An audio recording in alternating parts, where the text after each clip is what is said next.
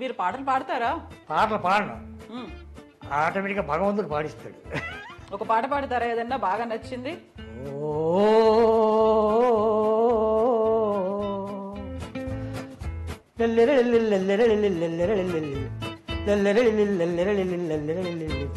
ఎందుకో ఈ తోటమాలి అంతులేని వేతన,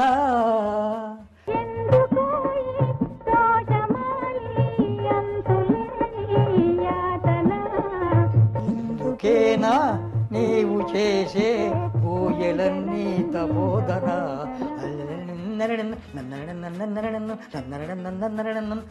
ఇంత ఆరోగ్యంగా ఉండడానికి కారణం ఏంటి? అందరూ చాలా బాగుండాలని కోరుకుంటున్నాను. నేను మాత్రం కారు కొన్నాను. 24 గంటలు నాకైనా కుక్క కనపడితే నేను లేనివాడిని, కానీ ఉన్నది ఇస్తాను, ఇచ్చేసి వెళ్ళిపోతాను. వాళ్ళతో మాట్లాడను. అప్పుడు ఆర్టిస్ట్ గా జర్నలిస్ట్ గా ఉన్నప్పుడు కూడా సైకిల్ మీదే తిరిగేవాళ్ళంట. 65 సంవత్సరాలు సైకిల్ మీద తిరిగాను. నడిచెళ్తుంటే కుదరదని చెప్పి అది ఇచ్చాడు. సైకిల్ తొక్కడం ఛాంపియన్ నేను. ముందు కృష్ణ గారిని, వెనకాల శోభన్ బాబు గారిని కూడా కూర్చోబెట్టుకుని తిప్పేవాళ్ళంట సైకిల్ మీద. అది కరెక్టే. శోభన్ గారి సైకిల్ మీద వెనకాల కృష్ణ గారు ఏమో ఆటోలో వెళ్తున్నాడు. అంటే అప్పుడు మేము కాకినాడ నుంచి మెడ్రాస్కి వచ్చి ఆయన ఇంట్లో ఉండేవాడిని. సో మీరే తిప్పేవాళ్ళ వాళ్ళని? ఊళ్ళోకి వెళ్తే అల్లం తింటే ఇద్దరు ఒకే కంచంలో తింటాం. ఏ తరం హీరోల నుంచి పనిచేయడం స్టార్ట్ చేశారు? ఎన్నేళ్ళ? నేను 1950 నుంచి ఇండస్ట్రీలో టచ్ లో ఉన్నాను. ఇక్కడ ఉన్నటువంటి సహ నటీమణులు కావచ్చు, వాళ్ళకి ఇట్లాంటి ప్రాబ్లమ్స్ అనేవి రాకపోయావా? ఈ మధ్య కాలంలో అవి చాలా ఎక్కువ కనిపిస్తున్నాయి. అట్లా మమ్మల్ని వాడుకున్నారు అనేది. అప్పట్లో నటీమణులకి సంబంధాలు ఉండేవి. రివ్యూ రాసే వాళ్ళకి ఉండే అర్హతలు ఏంటని మీరు అనుకుంటారు? ఎంత హీరోయినా అని బాధ పెట్టుకోరు. అక్కడ బాగా నచ్చబోతే వాత పెట్టినట్టు ఉండాలి తప్ప ఇది ఇది అని అనకూడదు. ఎంత జనానికి నచ్చబోతే చిరంజీవిని హీరోగా ఎక్స్పెక్ట్ చేస్తారు. ఆయనలో ఏదో ఉంది,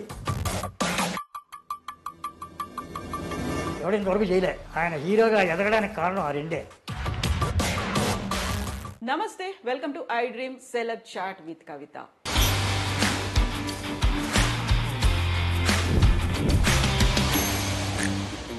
అలనాటి సినీ సంగతులను, ముచ్చట్లను మనతో పంచుకోవడానికి ఐ డ్రీమ్ తో పాటుగా ఉన్నారు సీనియర్ నటుడు, జర్నలిస్ట్ ఏచూరి చలపతిరావు గారు. చలపతిరావు గారు నమస్కారం. నమస్తే. నమస్తే. ఎలా ఉన్నారు మీరు?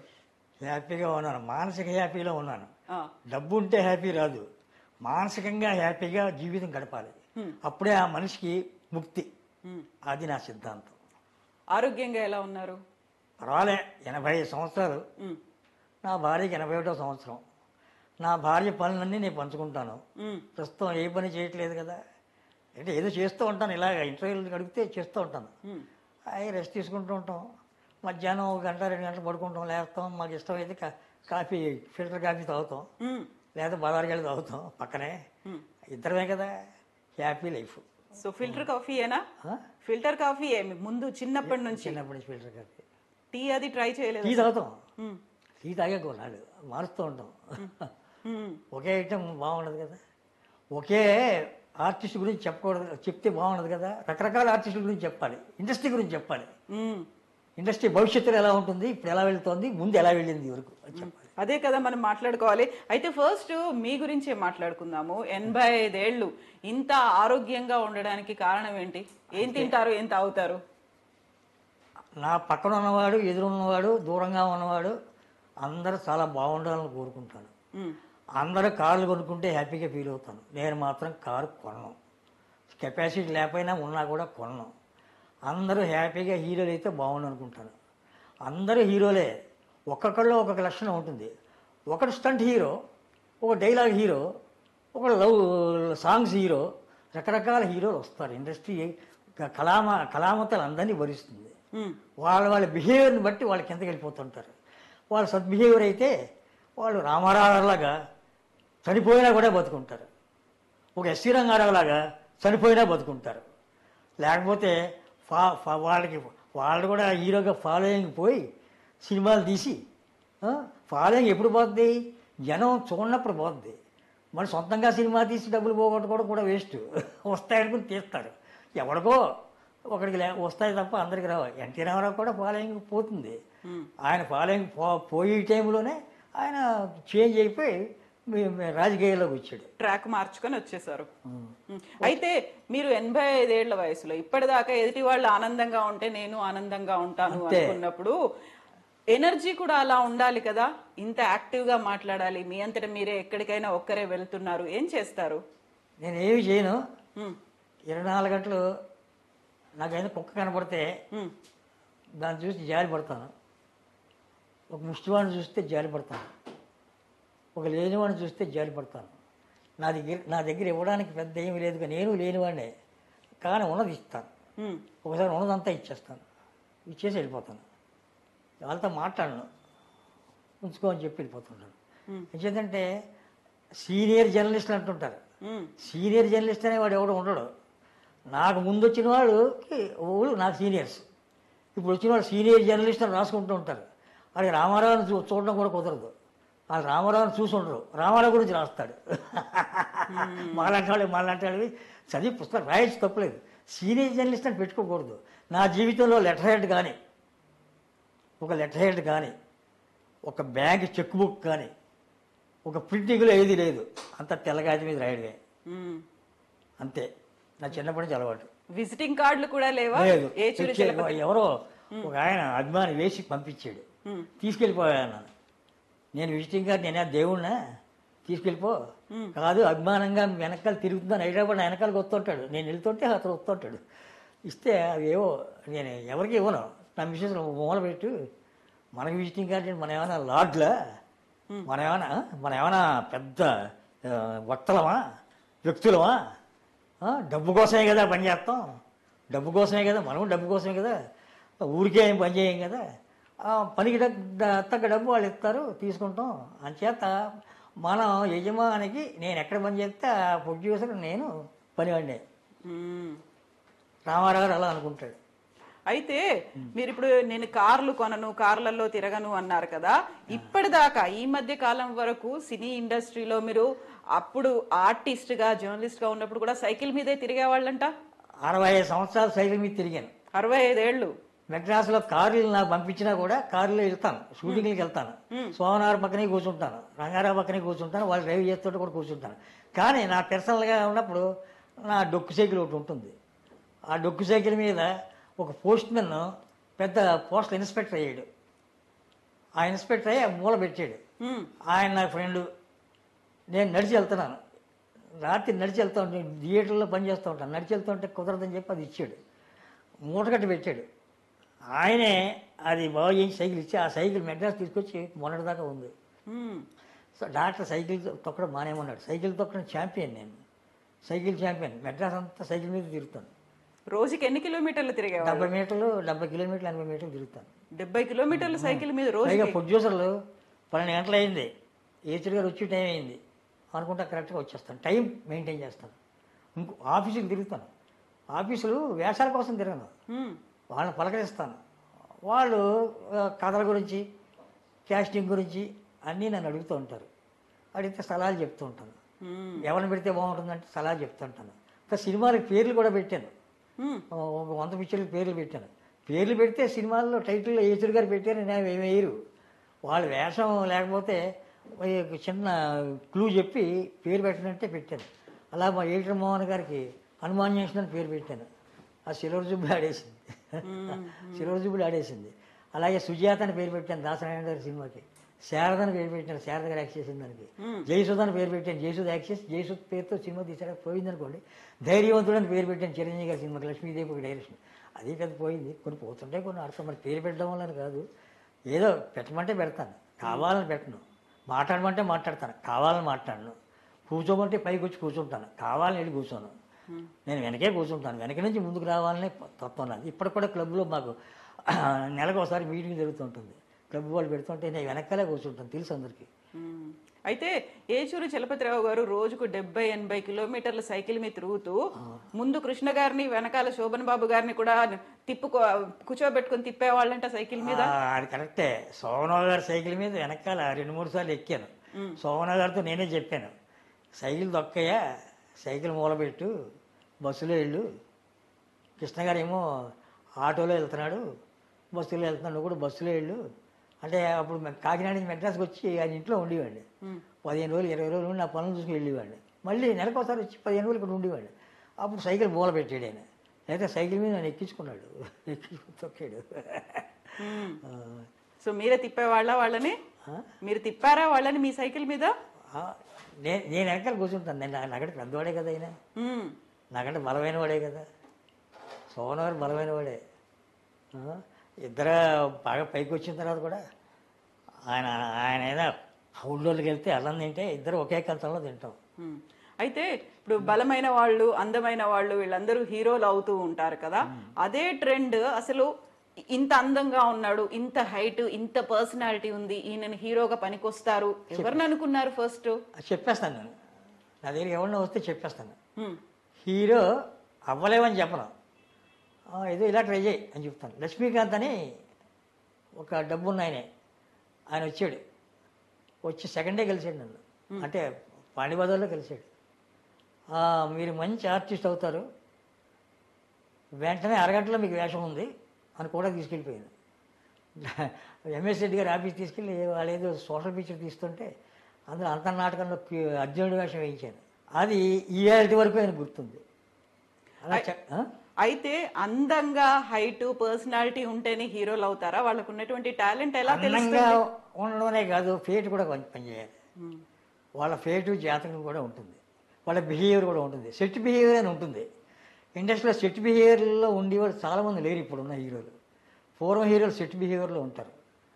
పూర్వం ఉన్న హీరో ఎన్టీ రామారావు సెట్కి వస్తే జూనియర్ ఆర్టిస్ట్ అందరూ నమస్కారం పెడతాడు, అందరు నమస్కారం పెట్టి లోపలికి వెళ్తాడు. ఇప్పుడు వచ్చిన హీరోకి ముందు బాడీ గార్డులు వస్తారు, వచ్చిన తర్వాత వస్తున్నారు అని చెప్తారు. అందరు లేచి నిలబడతారు, ఆడెంత ఉంటాడు, ఇలా చూస్తాడు, హాయ్ అంటాడు, లోపలికి వెళ్ళిపోతాడు. ఇప్పుడు ట్రెండ్ కదా అది, జనరేషన్ మారింది కాబట్టి. ఈ ట్రెండ్ అది, ఈ ట్రెండ్ అనే వాళ్ళు తప్పని కాదు, ఈ ట్రెండ్. తర్వాత ఇప్పుడు వచ్చిన వాళ్ళు నేర్చుకుని వస్తున్నారు. అప్పుడు వచ్చిన వాళ్ళు కొంత నేర్చుకుని కొంత ఇక్కడ నేర్చుకున్నారు. డ్రామాలు అవి ఇక్కడ వేసి పేరు తెచ్చుకుని ఇక్కడ డ్రామాలు వేసేవారు నిలబడడం కోసం, వేషాల కోసం. ఇప్పుడు వాళ్ళు అక్కర్లే, ఇంటి దగ్గర నుంచే స్క్రిప్ట్ రెడీ చేసుకుని డబ్బులు బ్యాంకులో వేసుకుని సినిమా తీయడానికి వస్తున్నాడు. ఇప్పుడు హీరోయే సినిమా తీయాలి, ప్రొడ్యూసర్లు ఎవరు సినిమాలు తీస్తామని హీరోతో రారు. వాళ్ళ హీరోతో సినిమా తీస్తామని వచ్చేవాళ్ళు తక్కువ, 4-5 కలిపి వస్తారు. వచ్చి మహేష్తో సినిమా తీస్తారు, ఒకటి తీయలేడు. అలా చిరంజీవితో 4-5 కలిపి వస్తారు, వచ్చి తీస్తారు.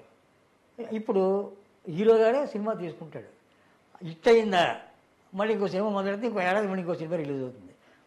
పట్టు అయిందా మళ్ళీ కనపడరు. ఈ రిలీజ్ ముందు టీవీలో రిలీజ్ అయిపోయినట్టు, జనం చూసేసినట్టు ఆ ఫీలింగ్లో ఏదో పెద్ద ఫంక్షన్ పెట్టేస్తారు. మొన్నడు ఏం రిలీజ్ అవుతుంది, ఏం కనపడదు ఫంక్షన్. టీవీ ఆన్ చేసిన ఆ పిక్చర్ ప్రస్తావన ఉండదు. దాన్ని బట్టి ఏమనుకుంటుంది, ఫ్లాప్ అయింది అనుకోవాల్సి వస్తుంది అని అంటాడు. అయితే ఆ హీరోలను చూసినప్పుడు ఆ కథ మిగతావన్నీ ఎన్నుకోవడం అనేది ఎలా ఉండేది అప్పుడు?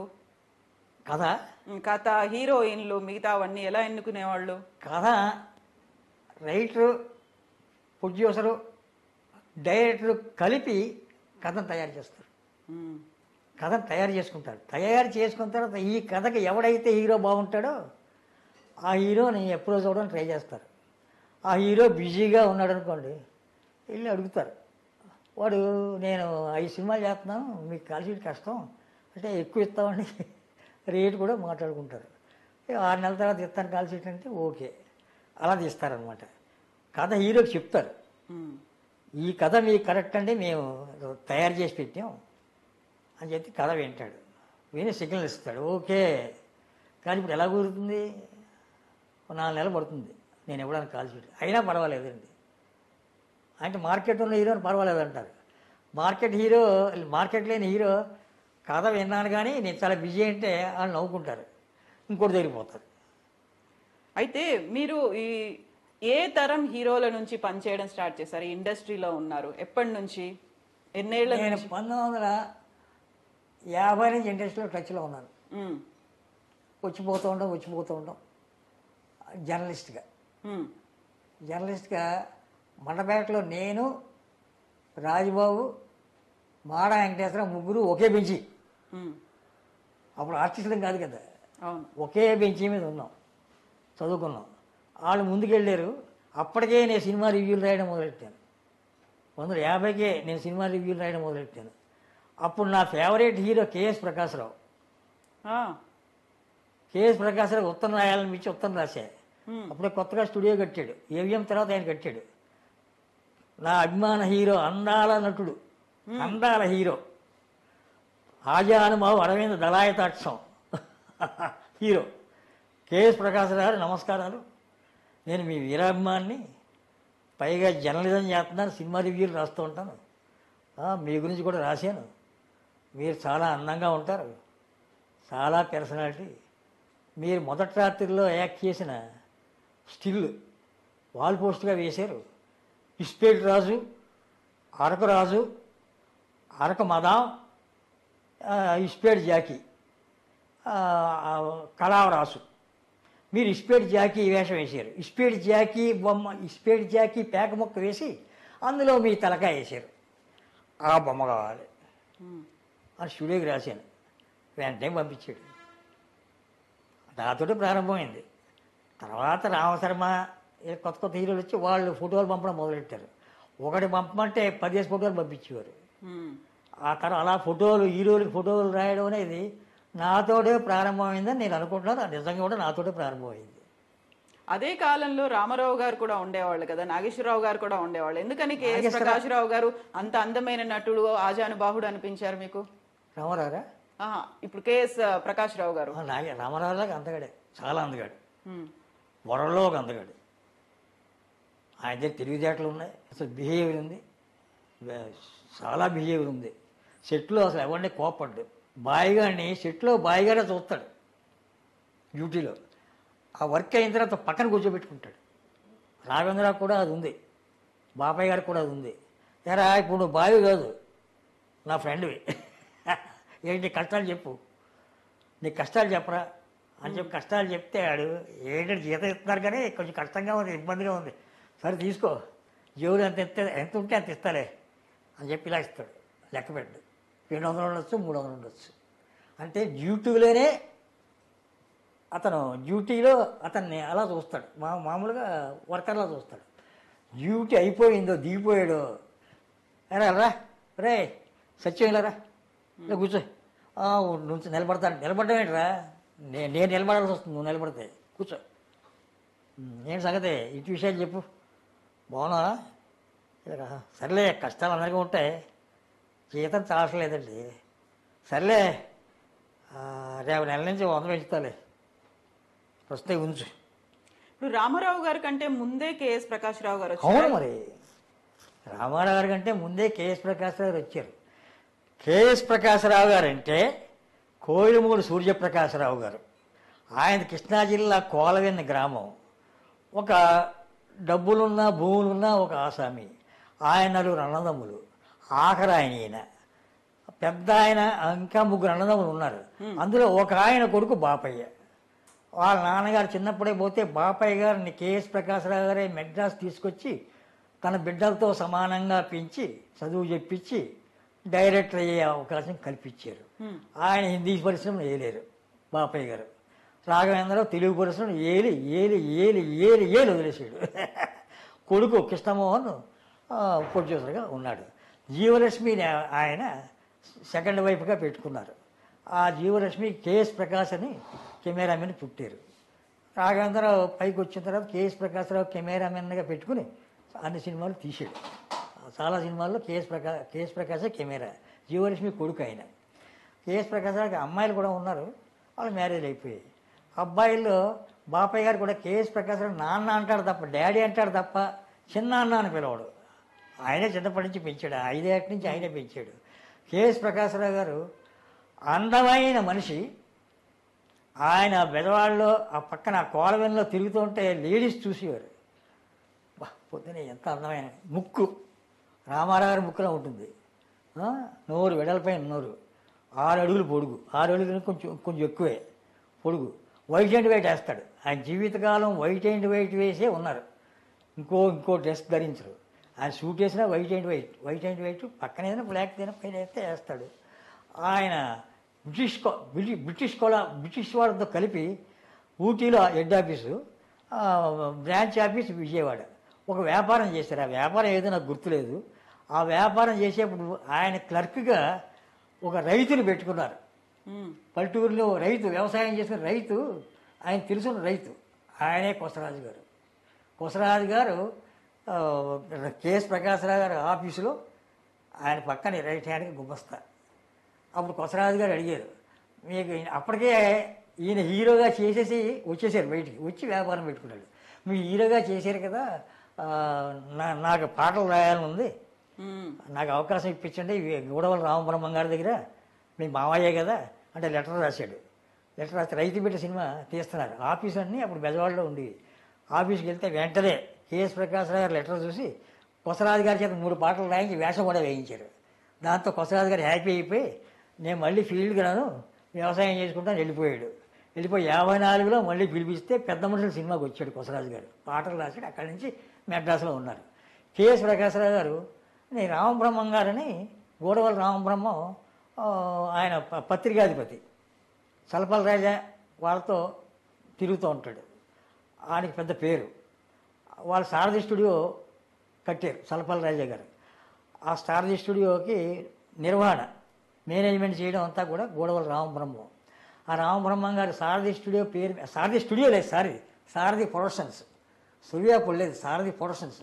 ఆ సారథి ప్రొడక్షన్స్ పేరు మీద నేను డైరెక్ట్ చేస్తాను సినిమాలు, మంచి హీరోని తీసుకొస్తాను అని చెప్పారు.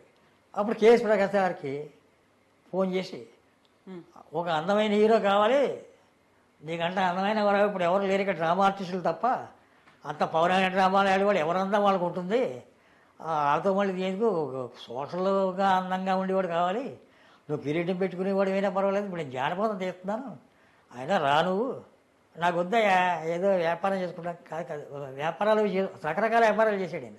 ఇంటర్మీడియట్ పోయింది అయింది, కేఎస్ ప్రకాశ్ ఇంటర్మీడియట్ పోయింది. ఆయన చాలా ఇంగ్లీష్ బ్రహ్మాండంగా మాట్లాడతాడు.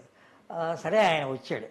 వస్తే ఆయన్ని హీరోగా పెట్టి సారథి పిక్చర్స్ బ్యానర్ మీద, అప్పుడు స్టూడియో లేదు కదా, రామబ్రహ్మంగ డైరెక్షన్లో ఋష్యేంద్రముని హీరోయిన్గా పత్నిైన సినిమా తీశారు. జనం బాగా చూశారు. నెక్స్ట్ అపవాద్ అనే సినిమా తీశాడు. అపవాదులో సీనియర్ లక్ష్మీరాజ్యం హీరోయిన్, రఘురామయ్య కూడా ఒక హీరో, ఈయన ఒక హీరో. ఆ 2 అయిపోయిన తర్వాత ఈయన ఏమన్నాడంటే, హీరోలు ఎందుకులే, నేను పంపిణీదారుడిగా మారుతానని చెప్పి డిస్ట్రిబ్యూషన్ పెట్టాడు. డిస్ట్రిబ్యూషన్ అంటే పంపిణీదారుడిగా మారిపోయాడు, ప్రొడ్యూసర్గా మారిపోయి పంపిణీదారుడిగా మారిపోయాడు. డైరెక్టర్గా ఇంకా మారలేదు, నిర్మాతగా మారాడు. మారి ఓ డైరెక్టర్ని వెతుకుతున్నాడు. మంచి డైరెక్టర్ ఎవడన్నా కావాలి, ఒకరిని డైరెక్టర్ని చేయాలి, ఎలాగైనా చెయ్యాలి అని చెప్పి బొంబాయి వెళ్తుంటాడు ఆయన ఎక్కువగా. ఆ బొంబాయిలో ఎల్వి ప్రసాద్ కొంచెం దూరం బంధువు, అక్కడ ఏదో పనులు చేసుకుంటున్నాడు. ఆయన పట్టుకున్నాడు, నాతో వచ్చాయి, నేను డైరెక్టర్ నేను హీరోని చేస్తాను. అప్పటికే ఎల్వి ప్రసాద్ యశ్వంత్ దగ్గర పనిచేశాడు, అసోసియేట్గా పనిచేసి 1-2 వేషాలు వేసాడు, చిన్న వేషాలు వేసాడు, తీసుకొచ్చేసాడు. ఇంట్లో పెట్టుకున్నాడు. ఇది ప్రకాశం తన ఇంట్లో పెట్టుకుని 1 ఏడాది అతను డైరెక్టర్ చేయడం కోసం తన ప్రాణం ధారపోసి గృహప్రవేశం అనే సినిమా రాయించి, అందులో L V Prasad direction, first direction, L V ప్రసాదే హీరో, భానుమతి హీరోయిన్. అంటే ఎల్వి ప్రసాద్ గారు, గురువు గారు మీరే చేయండి, నన్ను గురువు అనకు, నిన్ను గురువు అని ఈరోజు వస్తుంది, ఈ సినిమా పెద్ద హిట్ అవుద్ది. సినిమా హిట్ అయ్యింది. ఎల్వి ప్రసాద్ డైరెక్ట్గా గుర్తింపు వచ్చింది. దాంతో ఎల్వి ప్రసాద్, నేను ఇంక బయట ఉంటాను, నాకు సినిమాలు వస్తున్నాయి, మీ ఇంట్లోంచి బయటకు వెళ్తాను అని చెప్పి బయట ఉన్నాడు. ఉండి సినిమాలు ఒప్పుకుంటాడు. మన దేశం సినిమా, కృష్ణవేణి గారు హీరోయిన్, కృష్ణవేణి, మిర్జాపూర్ రాజా సెకండ్ వైఫ్, ఆవిడ తీస్తూ కేఎస్ ప్రకాశ్ గారిని డైరెక్షన్ చేయమంది. నేను చేయను, మా ఎల్వి ప్రసాద్ గారు డైరెక్టర్ అయ్యి ఇంకో 2-3 సినిమాలు చేసేదాకా నేను డైరెక్షన్ ముట్టుకోను నేను అన్నాడు.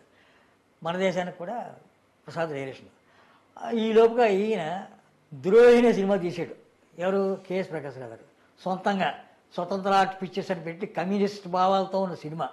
అందులో సీనియర్ లక్ష్మీరాజ్యం హీరోయిన్, ఒక హీరోయిన్, అంటే మాస్ టైపు, ఎవరు జంట ఉండరు, అసలు హీరోయిన్ ఒకటి జీవలక్ష్మి. అప్పుడే ప్రకాష్ రావు గారిని కలిసింది. ప్రకాష్ రావు గారి మీద ఆవిడ భ్రమపడింది. అందులో హీరోయిన్గా చేసింది. దానికి ఎల్వి ప్రసాద్ డైరెక్షను. ఎల్వి ప్రసాద్ ఒక రౌడీ వేషం, కామెడీ రౌడీ వేషం ఒకటి వేశారు. ఫుల్ లెంత్ కామెడీ రౌడీ వేషం ఎల్వి ప్రసాద్ గారు వేసి డైరెక్ట్ చేశాడు. కేఎస్ ప్రకాష్ గారు హీరో వేశారు, సోషల్ హీరో. అంతకుముందు పత్ని, అపవాదు అవన్నీ జానపద హీరోలు ఆ 2 పిక్చర్లు. ఇప్పుడు సోషల్ హీరోగా చేశాడు, అద్భుతంగా చేశాడు. ఆ పిక్చరు పెద్ద హిట్ అయిపోయింది, పెద్ద పేరు వచ్చేసింది. అప్పుడు స్టూడియో కట్టాడు. అప్పుడు ఏవిఎం, మన తెలుగు స్టూడియోలు ఏవిఎం, వాయిని కట్టారు. తమిళ స్టూడియోలు అలాగా ఉన్నాయి. ఈయన ఒక స్టూడియో కట్టాడు, ప్రకాష్ స్టూడియో అని పేరు పెట్టి. ఆ స్టూడియో పెట్టి ఏదో సొంతంగా బయట వాళ్ళు కూడా సినిమాలు తీస్తారు కదా, ఓ డైరెక్టర్గా స్థిరపడ్డాడు. శరత్ నవల్ ఎవడు తీయలేదు, మొదట్లో తీసింది ఈయనే. దీక్ష అనే సినిమా శరత్ నవల దీక్ష సినిమాగా తీసాడు, కుర్రాలను పెట్టి. ఆయన యాక్ట్ చేయలేదు, జీవలక్ష్మి యాక్ట్ చేసింది. శరత్ నవలకి అంకురార్పణ చేసిన తెలుగు పరిశ్రమలో మొట్టమొదటి ఈయనే. అయితే మీరు ఇంతమంది హీరోల గురించి, హీరోయిన్ల గురించి చెప్తున్నారు కదా, ఇప్పుడంతా కూడా కాస్టింగ్ కౌచ్ ఇట్లాంటివన్నీ వినిపిస్తున్నాయి కదా, మమ్మల్ని వాడుకున్నారు, లేకుంటే సినిమా అవకాశాల కోసం మమ్మల్ని ఉపయోగించుకొని పక్కన పడేశారు, ఇలాంటివన్నీ అప్పుడు కూడా ఉండేవా? అప్పుడేం లేవు అసలు. అప్పుడు సిట్ బిహేవియర్ ముఖ్యం. సిట్లోకి వస్తే టిఫిన్ చేసి మేకప్ వేసుకుని డ్రెస్ చేసుకుని అలా కూర్చోవాలి. డైరెక్టర్ రాగానే లేచి నిలబడి ఎంత హీరోయిన్ నమస్కారం పెడతాడు. కెమెరామెన్ రాగానే కూర్చుని నమస్కారం పెడతాడు. డైరెక్టర్ రాగానే లేచి నమస్కారం పెడతాడు. ప్రొడ్యూసర్ రాగానే మొత్తం లేచి నమస్కారం పెడతాడు. ఒక పద్ధతి ఉంది. మనకి ఫుడ్ పెడుతున్నారు, మనకి పనిచ్చారు, నేను పనివాడినే, నేను హీరోని కాదు, నాకు అహంభావం అక్కర్లే, నాకు 100 కార్లు అక్కర్లే, నాకు జనంలో అభిమానం కావాలి, నా పాత్రల ద్వారా జనంలో వీరాభిమానిగా, వాళ్ళ వీరాభిమానమైన నటుడుగా నేను ఎదగాలి అని అనుకునేవారు. అలాగ సెట్ బిహేవియర్తో తన జీవితకాలం చనిపోయే వరకు, తన రాజకీయాలకు వెళ్ళే వరకు సెట్ బిహేవియర్తో గొప్పగా బతికిన మనిషి, మహా వ్యక్తి, మహానటుడు ఓన్లీ పూజ్యులు ఎన్టీ రామారావు గారు. అయితే ఇప్పుడు అక్కడ ఉన్నటువంటి హీరోయిన్లు కావచ్చు, అక్కడ ఉన్నటువంటి సహ నటీమణులు కావచ్చు, వాళ్ళకి ఎట్లాంటి ప్రాబ్లమ్స్ అనేవి రాకపోయావా? ఈ మధ్య కాలంలో అవి చాలా ఎక్కువ కనిపిస్తున్నాయి. పోరాటాలు చేస్తున్నారు, పోలీస్ స్టేషన్లకు వెళ్తున్నారు, అట్లా మమ్మల్ని వాడుకున్నారు అనేది. అప్పట్లో నటీమణులకి సంబంధాలు ఉండేవి, అవి ఇంటి వరకే, బయటికి తెలిసేది కాదు. మరి కేఎస్ ప్రకాశ్ గారు కూడా సీఏ వర్షంతో సంబంధం ఉంది. దానికి కేఎస్ ప్రకాశ్ అందగాడు హీరో అని చెప్పి ఆయన సెట్లో ఉంటే 3 హీరోయిన్స్ పరిగెత్తికి వెళ్ళేవారు, పని లేకపోయినా కూడా. సీనియర్ లక్ష్మీరాజ్యం, కమలా కోట్నిస్, జీవలక్ష్మి, ఈ 3 ఆయన ఏదైనా షూటింగ్ చేస్తుంటే సెట్లో ఉంటే హీరోగా వెళ్ళేవారు. ద్రోహి సినిమాకి ఈ 3 కూడా, ఇందులో జీవలక్ష్మి మాత్రం యాక్ట్ చేస్తుంది ఆయనతోటి. ఆయన hero, L V Prasad direction, Jeevalakshmi heroine. Senior Lakshmirajyam main character చేస్తుంది, హీరోయిన్ కాకపోయినా మెయిన్ క్యారెక్టర్, ఆవిడ మీదే సినిమా అంతా వెళ్తుంది. కానీ కమలా కోట్నిస్కి ఏం పని, ఆవిడ అందులో యాక్ట్ చేయట్లేదు. కానీ ఆ బ్రేక్ టైంకి వచ్చేసి హీరో గారికి గిల్లి కట్టి నోట్లో పెడుతుంది. అప్పుడు రాత్రి షూటింగ్లు ఎక్కువ జరిగేవి, పని ఎక్కువ జరుగుతుందని నైట్ షూటింగ్లు. అంటే అందరూ ఈవినింగ్ 4 o'clockకి స్టూడియోకి వచ్చేసేవారు. వచ్చేసి కాలక్షేపం కోసం ఏదో కావాలని చెప్పి బ్యాడ్మింటన్ కోర్టు శోభరాజాల స్టూడియోలో ఉండేది. ఆ కోర్టులో బ్యాడ్మింటన్ ఆడుతుంటారు. బ్యాడ్మింటన్ ఆడడంలో గ్రేట్ కేఎస్ ప్రకాశ్రావు. ఆ వైట్ అండ్ వైట్ నిక్కరు, ఆ వైట్ జబ్బలు బనీను, ఆ గోగుల్స్ గోల్డ్ పెట్టుకుని ఆయన బ్యాడ్మింటన్ ఆడుతుంటే హీరోయిన్స్ అలా చూసేవారు, ఏం అందగాడు అనేవారు, ఇలాగే అనేవారు. ఆయన వచ్చి అలా ఏంటి విషయం, షార్ట్ రెడీ చేయమనండి, కెమెరామెన్ షార్ట్ రెడీ చేయండి, హీరోయిన్ రెడీ, నేను ఇక్కడే ఉన్నా అంటారు జీవలక్ష్మి, వెళ్ళు షార్ట్ లోపల షార్ట్ రెడీ. ఇలాగా అందరినీ ఆనందంగా మాట్లాడుతూ సెట్లో కామ్. జీవిత చరిత్రలో రాఘవేంద్రరావు కానీ, బాపయ్య గారు కానీ, ప్రకాశ్రావు గారు కానీ కేఎస్ ప్రకాశ్రావు తండ్రి గారు కానీ వాళ్ళు డైరెక్షన్ చేస్తున్నప్పుడు ఎవరిని తిట్టడం జరగలే, ఎవరిని కోపడడం జరగలే. ఒకవేళ తప్పు చేసినా కూడా నవ్వుతోనే అది తప్పయ్యా ఇలా చెప్పు అని చెప్తారు తప్ప, కన్వీనియన్స్ చేసి చెప్తారు తప్ప, ఏ తప్పు చెప్తున్నావు నేను తీసేస్తాను నువ్వు బయటికి పో, ఇలాంటిది లేదు. ఇప్పుడు ఈ మధ్య కాలంలో ఇప్పుడు వస్తున్నటువంటి యంగ్ జనరేషన్ కావచ్చు, సరికొత్తగా వినిపిస్తున్న ఒక స్టార్ట్ అయినటువంటి ట్రెండ్ డ్రగ్స్ తీసుకోవడం అనేది, పార్టీలు, రేవ్ పార్టీలు, డ్రగ్స్ తీసుకోవడం అప్పుడు కూడా ఉండేవా ఆ కాలంలో? ఏమి ఉండేవి కాదు అసలేం లేదు. ఇప్పుడు యంగ్ జనరేషన్ ఒక హీరో ఎవడో పనిచేస్తాడు అనుకోండి, నేను ఇంకో క్యారెక్టర్ ఆర్టిస్ట్తో ఆ షూటింగ్కి వెళ్ళాను అనుకోండి, ఆడు నా కేసు చూస్తాడు, నమస్కారం పెట్టట్లేదేంటి వీడు, నేను పెద్ద హీరోని అని మనసులో అనుకుంటాడు. ఆడు నాకు తెలుసు కానీ నాకు పరిచయం లేదు. పరిచయం చేసినా కూడా పక్కవాడు పరిచయం చేస్తే ఇలా అంటాను, ఆడ పరిచయం చేయలేదనుకోండి ఏమో చూస్తాడు, పక్కాడిని అడుగుతాడు, నన్ను తీసుకొచ్చినండి ఎవరు అతను అని యేచుడు గారని అలాగా అంటాడు. చాలా టెంపరే అనుకోవచ్చు, లేదా నమస్కారం అండి మీ పేరు విన్నాను అనొచ్చు. అలాంటి హీరోస్ వచ్చారు ఇప్పుడు. అంటే వాళ్ళని జనం చూస్తున్నారా లేదా, వాళ్ళ వెనకాల పడుతున్నారా లేదా, వాళ్ళు తనుగుతున్నారా లేదా వెనకాల తను ఇది తప్ప టాలెంట్ ప్రయోగించి మన సినిమాలు చేస్తున్నామా లేదా, మన టాలెంట్ అభివృద్ధి చేసుకుంటున్నామా లేదా, మనం ఒకే మోసలో సినిమాలు చేస్తున్నామా, రకరకాల మోసంలో సినిమాలు చేస్తున్నామా, ఒకే టైపు చేస్తున్నామా, అవి మార్చుకోవాలా ఆలోచన కూడా పెట్టుకోకుండా. ఇప్పుడు డ్రగ్స్ కానీ మందు పార్టీలు కానీ అట్లాంటివి లేవా ఆ అవి టైంలో? లేవు. అసలే లేవు. అసలు ఉంటాయి, ఎవరింట్లో మందు అవుతాడు, అందరు తాగాలని లేదు కదా. జగ్గయ్య గారు మందు తాగడంలో జగ్గయ్య గారు వెల్ గుడ్ బిహేవియర్. ఆయన మందు ఆయన ఇంట్లో ఏదో పెగ్ తీసుకుంటాడు, పడుకుంటాడు. కానీ ముందు బుక్ చేసేప్పుడు చెప్పేస్తాడు 11 గంటలకు వస్తా ఆ సెట్కి, అప్పటిదాకా రాను అని చెప్తాడు. అలా అయితేనే బుక్ చేసుకోండి అంటాడు. అలాగే ఆయన జైలుకి వచ్చాడు చివరి వరకు కూడా. ఆయన ఎన్టీ రామారావు క్లాస్మేట్, ఇద్దరు గుంటూరులో చదువుకున్నారు. కానీ ఎన్టీ రామారావు పిక్చర్లు తక్కువ, నాగేశ్వరరావు పిక్చర్లు ఎక్కువ చేశాడు. ఆయన well behaviour, SC Rangarao well behaviour, KS Prakash Rao well behaviour. ఇక్కడ విషయం చెప్పాలి, ప్రపంచ తెలుగు చలనచిత్ర చరిత్రలో డైరెక్టర్కి స్క్రీన్ ప్లే అనేది ఇంపార్టెంట్. స్క్రీన్ ప్లే, ఆ స్క్రీన్ ప్లే బాగుంటేనే సినిమా హిట్ అవుతుంది. చాలామంది డైరెక్టర్లు స్క్రీన్ ప్లే రాస్తారు, వాళ్ళ పరిధిలో రాస్తారు. కానీ తెలుగు చలనచిత్ర పరిశ్రమలో స్క్రీన్ ప్లేలు బాగా రాయడంలో పేరొందిన వాళ్ళు నలుగురు ఉన్నారు. Number 1 KS Prakash Rao, number 2 K Ramnath. ఆయన మలయాళీ అయినా మెడ్రాసులోనే ఉండి తెలుగు వచ్చిన ఆయనే. నాగయ్య గారు యాక్ట్ చేసిన భక్తపోతనకి కేవీ రెడ్డి ఫస్ట్ డైరెక్షన్ చేస్తే స్క్రీన్ ప్లే రాసింది రామనాథ్. ఆయన కెమెరామెన్ కూడా, కెమెరా కూడా ఆయనే. First KS Prakash Rao, next Ramnath దగ్గర కేవీ రెడ్డి నేర్చుకున్నాడు screen play. Third KV Reddy దగ్గర యాక్ట్ చేస్తూ స్క్రీన్ ప్లే నేర్చుకున్నాడు ఎన్టీ రామారావు. ఈ నలుగురే స్క్రీన్ ప్లేయర్, ఈ నలుగురే గొప్పగా స్క్రీన్ ప్లేలు రాసి రైటర్స్.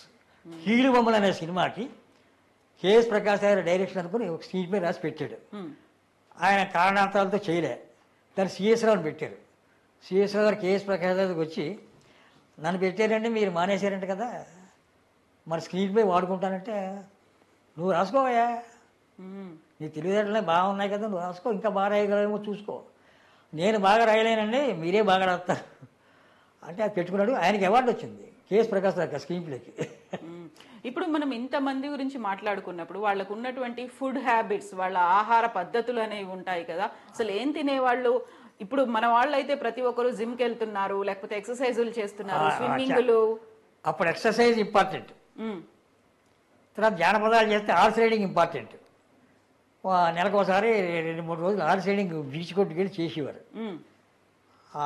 జానపదాలు చేసి, అప్పుడు జానపదాలు ఎక్కువ కాబట్టి హార్స్ రైడింగ్ ఖచ్చితంగా చేసేవారు. స్నానం చేయడం చేసి కొంతమంది అయితే స్టూడియోకి వచ్చి అక్కడ స్నానం చేసేవారు. హీరో టైం అయిపోతుందని అదే గుర్రం మీద స్టూడియోకి వచ్చేసి అక్కడ స్నానం సిహెచ్ఎన్ అలా చేసేవాడు. ఆయన జానపదాలు 2-3 చేశాడు. స్టూడియోకి వచ్చేసి పక్కనే ఇంటికి వెళ్ళొచ్చు కదా, వెళ్ళు, అక్కడ స్నానం చేసి మేకప్ అయి రెడీగా ఉన్నాడు. వాళ్ళకి వర్క్మెన్షిప్, వర్క్, టైం అంటే టైం, ఫుడ్ మీద ధ్యాస ఉండేది కాదు. వాళ్ళు ఏం పెడితే తినేవారు. రామారావు గారు మాత్రం కొంచెం ఫుడ్ ఎక్కువ తింటాడు. ఆయనకి క్యాంటీన్లో చీటీ ఇచ్చారు, అంతే 2 ఇడ్లీ పెడతారు. తాతిని ప్రకాశ్ గారితో చెప్పుకున్నాడు, ఆయన రూమ్మేట్ అప్పుడు రామారావు గారికి. తాతిని ప్రకాశ్ ఆయన కలిసి ఉండేవారు టీవీ రాజు. నాకు కొంచెం ఫుడ్ ఎక్కువ పెట్టించాను బాబు అని. అప్పుడు శాసనం చేశారు. అదే ఫుడ్ మీద అది ఉండేది కాదు, పని చేయాలి, పైకి రావాలి. రామారావు గారు వచ్చినప్పుడు ఇంత అందగాడు వచ్చాడు ఇండస్ట్రీ. నేను జానపద హీరోగా నడుస్తున్నానే, అప్పుడు నాగేశ్వరరావు జానపద హీరో, కొంచెం జంకాడు. నా పర్సనాలిటీ కొంచెం తక్కువగా ఉంది, ఆయన జంకాడు. తనలో తప్పుల్ని కవర్ చేసుకుని ఒప్పులుగా మార్చుకుని కళ్ళు పెద్దవి చేస్తూ తనలో లోపాలను సవరించుకుని యాక్ట్ చేయడం మొదలెట్టాడు. అప్పటిదాకా లోపాలతో ఆడదానిలా యాక్ట్ చేసేవాడు. ఎవరు? నాగేశ్వర గారు. కీచుకు ఆడదాని గొంతుకుతోటి జానపద హీరోగా కత్తిలా తీసి లోపాలు సవరించుకునేవాడు కాదు. తర్వాత ఒక పెద్ద హీరో వచ్చాడు, అందగాడిని హీరో అంటే అందగాడు అంటారు. హీరోకి నేమ్ ఏంటంటే అందగాడు అని. ఒక క్యారెక్టర్, అది కూడా ఒక క్యారెక్టరే, కానీ అందగాడు ప్రధాన క్యారెక్టర్ కాబట్టి అందగాడు ప్రధాన క్యారెక్టర్. హీరో ఫైట్లు చేసేవాడు, కర్ర ఫైట్లు చేసేవాడు, కత్తి ఫైట్లు చేసేవాడు, డైలాగులు చెప్పేవాడు, ఎక్కువ డైలాగులు చెప్పేవాడు అందగాడు. ఆ కాంపిటీషన్ తట్టుకోవడం కోసం ఆయన సినిమాలు తీయాలి, లేకపోతే మనం నిలబడలేమనుకుని ఆ బసవరాజు గారితో కలిపి అన్నపూర్ణ బ్యానర్ పెట్టారు. అన్నపూర్ణ బ్యానర్ అంటే నాగేశ్వర వైఫ్ పేరు కాదు, అది ఆ దుక్కుపాటి మసూదరావు గారి సవతి తల్లి పేరు. ఆయన సవతి తల్లి ఉండేది, ఆవిడ పేరు మీద పెట్టిన బ్యానరు. మనం ఏమనుకుంటాం అంటే అన్నపూర్ణ గారు అంటే నాగేశ్వర వైఫ్, ఆవిడ పేరుని పెట్టే బ్యానర్ అనుకుంటాం. కాదు, మసూదరావు గారి సవతి తల్లి పేరు మీద మసూదరావు పార్ట్నర్గా బ్యానర్ పెట్టి సినిమాలు తీశాడు. ఆవిడ పేరు ఎందుకు పెట్టారు మరి? సవతి తల్లి పెంచింది, తల్లి చచ్చిపోయింది, తండ్రి 2 పెళ్లి చేసుకున్నాడు, సవతి తల్లి ఈయన పెంచింది. మరి తల్లి లాంటిదే కదా, మసూదరావు గారిని పెంచింది. అంటే సవతి తల్లే కదా, ఆవిడ పేరుని జ్ఞాపకార్థం పెట్టుకున్నాడు అన్నపూర్ణ బ్యానర్. సినిమాలు తీశాడు. నాగేశ్వరరావు గారు సినిమాలు తీస్తుంటే రామారావు గారు నాగేశ్వరరావు కంటే ముందే మొదలెట్టాడు. పెట్టి తమ్ముడిని పార్ట్నర్గా పెట్టేసి డివిఎస్ రాజు గారిని పార్ట్నర్గా పెట్టి కొన్ని సినిమాలు తీశారు. డివిఎస్ రాజు వ్యాపారస్తులు, వెస్ట్ గోదావరి నుంచి వచ్చారు. సీతారామ కళ్యాణం వరకు డివిఎస్ రాజు గారు పార్ట్నర్. తర్వాత ఆయన సొంతంగా బ్యానర్ పెట్టుకున్నారు. రామారావు పక్కన అడిగేసి సొంతంగా బ్యానర్ పెట్టి రామారావు గారితో సినిమాలు తీశాడు. తర్వాత సోమరావు గారు వాళ్ళతో కూడా తీసాడు అనుకోండి. అలాగా ఆ రామారావు గారి సినిమాలన్నీ మొదట్లో ఫ్లాపులు, పిచ్చిపోలయ్య ఫ్లాపు, తోడు దొంగలు ఫ్లాపు. అప్పుడు ఆలోచించాడు, సోషల్ పిక్చర్ లాభం లేదు, నేను కత్తి పడితే బెటరు అని చెప్పి కత్తి పట్టుకుని జయశివ అనే సినిమా తీశాడు. అది నవల, వీరపూజ నవల. అది విశ్వనాథ సత్యనారాయణ గారి నవల వీరపూజ. అది కొంచెం మార్పులు చేసి తీశాడు, పెద్ద హిట్ అయిపోయింది. తర్వాత సీతారామ కళ్యాణం తెలిసిన విషయమే కదా అందరికీ.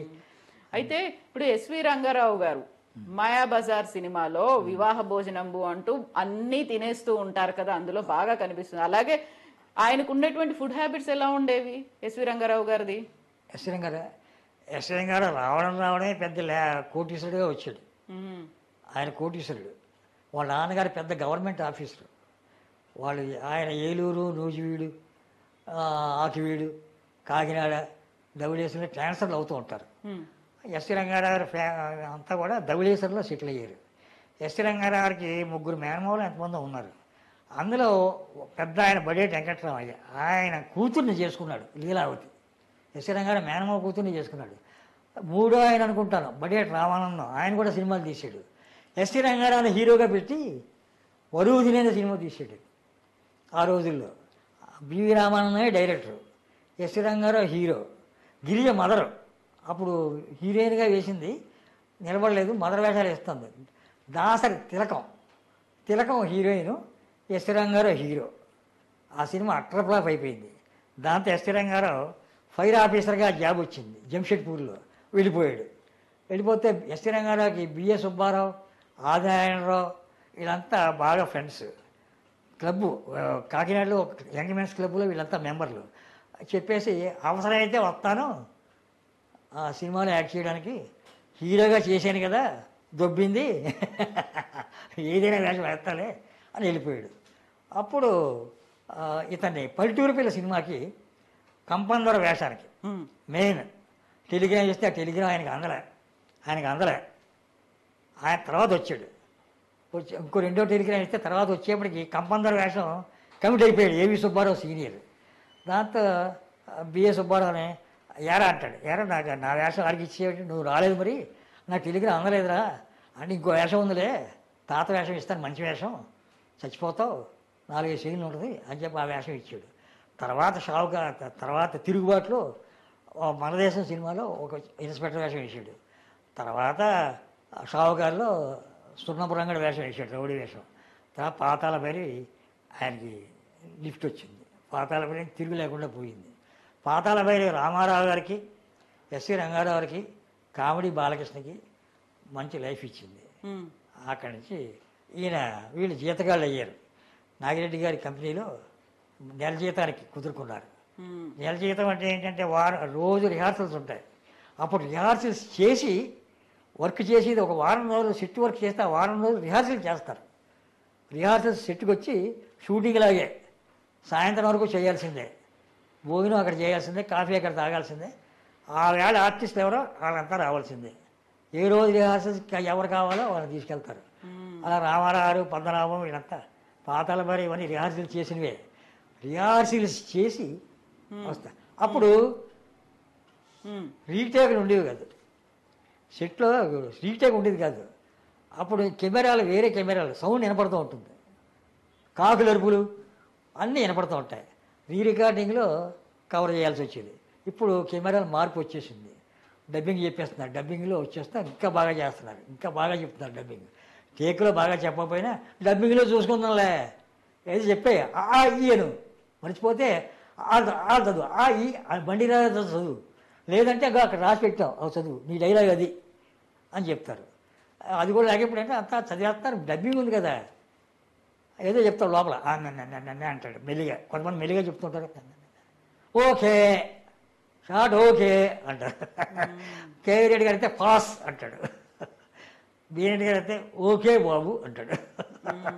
కేఎస్ ప్రకాష్ గారు బాగానే ఉందిలే ఓకే. మసూదన్ అయితే చంపేవులే ఓకే చేసాం అంటాడు. హీరోలు కూడా చంపేవులే. ఇప్పుడు సినిమాల్లో ఎవరైనా హీరో హీరోయిన్లను కొత్తగా తీసుకున్నారు, ఆ సినిమా బాగా ఆడలేదు, ఈ మధ్య కాలంలో పెట్టిన పేరు ఐరన్ లెగ్ అనేది, అలాంటివి ఉండేవా అప్పుడు కూడా? ఐరన్ లెగ్ ఉండేవి అంటే ఎక్కువగా ఉండేవి కాదు, అవమానం చేసేవారు కాదు. ఒక సినిమా హీరోయిన్కి సినిమా ఫ్లాప్ అయితే ఆవిడ అవమానించి ఆ పిక్చర్ గురించి ఎత్తేవారు కాదు. ఆ సినిమాలో మీ సినిమా రిలీజ్ అయిందండి, ఏమైంది ఏంటి నాకేం రిజల్ట్స్ తెలియదు, బెదవాడిని ఎవడో మా ఫ్రెండ్ ఫోన్ చేసి ఏం లేదంటున్నాడే అని అంటారు. ఇప్పుడైతే అప్పుడు అలా అనేవారు కాదు. ఈ సినిమా దంచేస్తారు మీరు, ఇందులో పవర్ఫుల్ క్యారెక్టరు, అన్నీ కన్నీళ్ళే, ఇందులో మీరు హీరోయిన్ బ్రహ్మాండం చేయండి, మీ పేరు మర్చిపోండి, మీరు యాక్ట్ చేస్తున్నట్టు మర్చిపోండి, క్యారెక్టరే గుర్తుపెట్టుకోండి, క్యారెక్టర్లో లీనమవ్వండి, క్యారెక్టర్ అప్పచెప్పద్దు, అలా చెప్పేయండి, నిజంగా ఏడ్ చేయండి, గిరిజన నక్కర్లేదు అని నాలంటాడు చెప్తుంటారు. చెప్తుంటే వాడికి ధైర్యం వచ్చి హ్యాపీ. తర్వాత హీరోల వెనకాల కొంతమంది వెళ్తూ ఉంటారు. నేను కూడా సోమవారం వెనకాల మెడ్రాస్కి వస్తే 10 రోజులు ఉంటే 10 రోజులు కూడా షూటింగ్కి వెళ్తాను.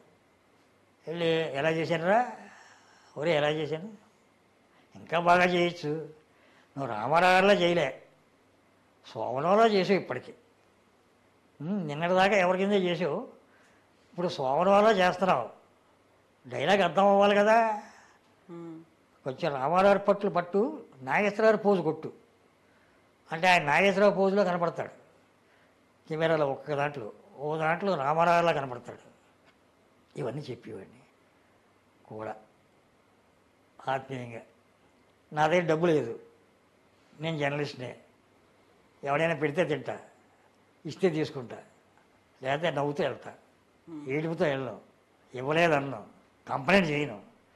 నేను ఎప్పుడు భగవంతుడికి కంప్లైంట్ చేస్తాను, అది కూడా ఎవరి మీద చేయను, అందరూ బాగుండాలి. అయితే ఇప్పుడు అందరూ బాగుండాలి అనుకునే దాంట్లో ఎంతమంది ఉన్నారు ఇప్పటిదాకా? ఒకవేళ నాకు ఈ సినిమా నచ్చలేదు, లేకుంటే ఆ హీరో క్యారెక్టర్ నచ్చలేదు, హీరో బిహేవియర్ నచ్చలేదు, నా అంతటి నేను ఉమెన్ ఎంపవర్మెంట్ అనేది ఉంది కదా, హీరోయిన్ ఏదైనా కొంచెం గట్టిగా నిలబడింది అనుకుంటే పొగరు అనుకునే వాళ్ళు ఉంటారు, అలాంటి వాళ్ళు ఉండేవాళ్ళు. ఉన్నారు జమున, పొగరేం కాదు కానీ ఈగలతో ఎక్కడ మాట్లాడితే ఎక్కడ లొంగిపోవాల్సి వస్తుందో, ఎక్కడ కాలు జారాల్సి వస్తుందో, ఎక్కడ మన పతనం అయిపోతామో ఇలాంటి ఆలోచనలతో ఉండేది. హీరో గారు వచ్చిన తర్వాత వచ్చింది షూటింగ్కి, సెట్లోకి మేకప్ రూమ్లో కూర్చునేది. ఆవిడ గురించి చెప్పాను టీవీలో, మళ్ళీ చెప్పడం అనవసరం, చెప్పాను. కాలిమి కలిసి కూర్చుని దూరం కూర్చునేది. ఎన్టీ రామారావు సెట్లోకి వచ్చి సూర్యకాంతం కింద మాడతావు, ఏంటమ్మా జమున గారు రండి, ఇక్కడ సూర్యకాంతం గారు ఉన్నారు కదా, నేను పుస్తకం చదువుకుంటున్నా, మీరు మాట్లాడుకోండి అనేది. నాగేశ్వర దగ్గర అంతే, వీళ్ళిద్దరు కూడబలుక్కుని ఈవిడ కొంచెం మన మాట వినేటట్లేదు, మన కూడా అబద్ధం చేసుకుంటుంది, మన అబద్ధం చేసుకుంటుంది, మాట్లాడితే ఆయన నోట్లో ముత్యాలు రాలిపోతాయనుకుంటుంది, అంచేత మనం ఈవిడితో యాక్ట్ చేయకూడదు అని కండిషన్ పెట్టుకున్నారు. అక్కడి నుంచి 4 సంవత్సరాలు ఆవిడతో బంద్. నాగేశ్వర దగ్గరికి వెళ్తే యాక్ట్ చేయను అన్నాడు, రామారావు దగ్గరికి వెళ్తే యాక్ట్ చేయను అంటున్నాడు. ఇప్పుడు ప్రొడ్యూసర్ గతి ఏంటి? జమున్ దగ్గరికి ఏమని మిమ్మల్ని పెట్టుకుంటే వాళ్ళు యాక్ట్ చేయను అంటున్నారు, మీకు వాళ్ళకి ఏదో గొడవ వచ్చినట్టుంది. మరి ఏ కాంతారం పెడితే నాకు మార్కెట్ రాదు కదా, నేను మార్కెట్ హీరోలు కదా, వాళ్ళతో గొడవలు ఎందుకు, నేనేం గొడవ పెట్టుకోలేదే, వాళ్ళతో నేనేం గొడవ పెట్టుకోలేదు, మానేశారు. ఇంకో హీరోని పెట్టండి, ఇంకో హీరోని పెట్టాం, నిన్ను పెట్టాం, ఇంకో హీరోయిన్ పెట్టుకుంటాం, వాళ్ళతో చేస్తాం. అవన్నీ కొంచెం గుండెల్లో రాయబడింది. వాళ్ళ బ్రదరు అక్కడ చదువుకుంటున్నాడు కాకినాడలో. అప్పుడు నేను కాకినాడలోనే ఉండి వచ్చి వెళ్తుండే వాళ్ళు. ఫోన్ చేసి నా పరిస్థితి ఏచుడి గారిని పిలిచి చెప్పు, ఏం చేయమంటాడు అడుగు అంటే, నా కాలేజీకి వచ్చాడు, రెడ్డి గారు ఉండేది, అది చెప్పాను టీవీలో. వచ్చి తీసుకెళ్ళాడు తన రూమ్కి. అక్కడ ఆయన ఇంజనీరింగ్ చదువుతున్నాడు. నిప్పాని గిరిధర్ అని. మా సిస్టర్ ఏం చేయమంటారు అన్నాడు. ఏం చేయమంటానేంటి, ఇప్పుడు ఎవరు తప్పైనా వాళ్ళు యాక్ట్ చేయని అంటున్నారు, బతిమాలతో యాక్ట్ చేస్తారా, ఇప్పుడు కాలు పట్టుకుంటే యాక్ట్ చేస్తారా, అదేం అవసరం లే, ఈవిడ జమునలాగే ఉండమనం, ఈవిడ మంచి నటి, ఈ హీరోయిన్ ఓరియంటెడ్ పిక్చర్ ఒప్పుకోమను, హీరోయిన్ మీదే పెడుతుంది సినిమా, హీరో మీద వెళ్ళదు, హీరో నామకే వాస్తే, హీరో పక్కన వెళ్తుంది, హీరో మీద హీరోయిన్ షాడో పడుతుంటుంది హీరో మీద. ఆ సినిమా సూపర్ హిట్ అవుతుంది, జమున వల్లే సక్సెస్ అయింది అనిపిస్తుంది. అలాంటి మా ఇంటి మహాలక్ష్మి ఇలాంటి సినిమాలన్నీ నా సలహా అని చెప్పను, వాళ్ళ బ్రదర్కి సలహా ఇచ్చాను. జమున గారితో నేను పెద్ద ఎక్కువ మాట్లాడను, యాక్ట్ చేసింది. తర్వాత గుండమ్మ కథ సినిమా రిలీజ్ అప్పుడు ఇద్దరినే పెట్టాలనుకుంటే కుదరకపోతే అప్పుడు చక్రపాణి గారు వెళ్ళి ముందు ఇద్దరికి నచ్చ చెప్పి, మంచి ఆర్టిస్టు సావిత్రి తర్వాత మంచి ఆర్టిస్ట్, మనకి కోపతాపాలు అనవసరం, ఆవిడ మనస్తత్వం అది, మీతో మాట్లాడాలి సెట్లో అంటే ఆవిడకి ఇష్టం లేకపోవచ్చు, మీరు సర్దుకోవాలి, మీరు పైకి వచ్చేసారు కదా, ఆవిడ పైకి వచ్చేసింది, ఇప్పుడు ఆవిడేం కిందకి వెళ్ళదు, మీరు కిందకి వెళ్ళరు, అంచేత మీరు పైకి వెళ్తున్నప్పుడు మీ చెయ్యి ఆవిడకి ఇచ్చేస్తే మీ ముగ్గురు పైకి, సావిత్రి మీరు జమున నలుగురు కూడా టాప్ లెవెల్లో ఉంటారని చెప్పాడు. దాంతో యాక్ట్ చేయడానికి ఒప్పుకున్నారు. అప్పుడు జమున్ని నాగేశ్వర పక్కనే, రామారావు పక్కన సావిత్రి యాక్ట్ చేయడం. అక్కడి నుంచి ఆవిడ గ్రహణం విడిచిపోయింది, జమునకి లైఫ్. అయితే ఇప్పుడు కమెడియన్లను మనం చాలా మందిని చూస్తున్నాం, బ్రహ్మానందం గారి దగ్గర నుంచి తనికెళ్ళ భరణి గారు, ప్రతి ఒక్కరు కమెడియన్. ఆ కాలంలో కామెడీ అంటే ఎలా ఉండేది, మీకు బాగా నచ్చిన కమెడియన్ ఎవరు, హాస్య నటుడు?